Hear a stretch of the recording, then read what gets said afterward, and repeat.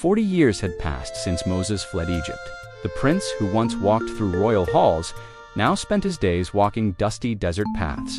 He cared for sheep. He watched over the flock of his father-in-law, Jethro. The desert was quiet, simple, ordinary. Perhaps Moses believed the most important part of his life was over.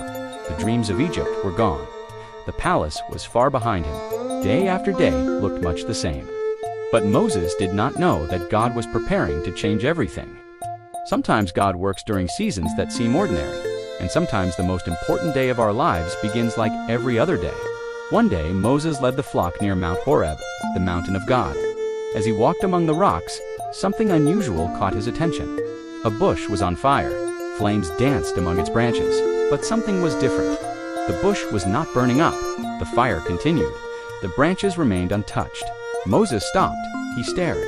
The sight was unlike anything he had ever seen. Curiosity drew him closer. "I will now turn aside and see this great sight," Moses thought, and with each step, he moved closer to a divine encounter. As Moses approached the bush, a voice suddenly called out from the fire. "Moses! Moses!" The shepherd froze. No human stood nearby, only the burning bush. With trembling voice, Moses answered, "Here I am." Then God spoke again. "Do not draw near this place. Take your sandals off your feet, for the place where you stand is holy ground." Slowly, Moses removed his sandals. His heart raced. He realized he was standing in the presence of God. Then God revealed why he had appeared. He told Moses that he had seen the suffering of the Israelites in Egypt. He had heard their cries, he knew their pain, and he had come to deliver them. For generations, the Hebrew people had suffered. But God had not forgotten them. Every prayer, every tear, every cry for help. God had heard them all. Then God said something Moses never expected. "I will send you to Pharaoh." Moses could hardly believe what he was hearing. Return to Egypt. Face Pharaoh. Lead an entire nation. The task seemed impossible. Moses remembered his past mistakes, his failures, his fears. Surely God had chosen the wrong person. Moses began offering reasons why he could not do it. "Who am I that I should go to Pharaoh? What if the people do not believe me? What if they do not listen?" The questions poured out. Fear often sounds reasonable, and Moses had many reasons to doubt himself. Yet God patiently answered every concern. Then Moses asked a question. "If the Israelites ask, 'Who sent me?' what shall I say?" God answered with words that would echo throughout history. "I am who I am, the eternal God, the God of Abraham, the God of Isaac, the God of Jacob, the God who never changes, the God who keeps his promises."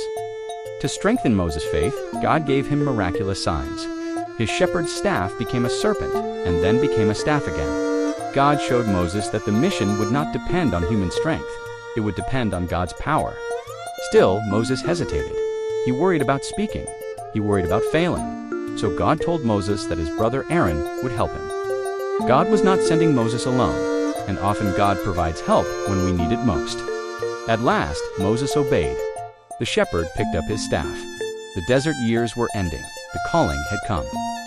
Soon he would return to Egypt. Soon he would stand before Pharaoh. Soon he would begin the mission God had prepared him for all along. The prince had become a shepherd, and now the shepherd would become a deliverer. Many people spend years believing they are unqualified, too old, too broken, too inexperienced, too ordinary. Moses was 80 years old when God called him from the burning bush. He had failures in his past, he had fears in his heart, and he had doubts about himself, yet God still chose him. The lesson is simple. God does not call people because they are perfect. He calls people because he can work through imperfect lives. Sometimes the biggest obstacle is not our weakness. It is believing that God can use us despite it. And just as God called Moses, he may be calling someone today to take the next step of faith.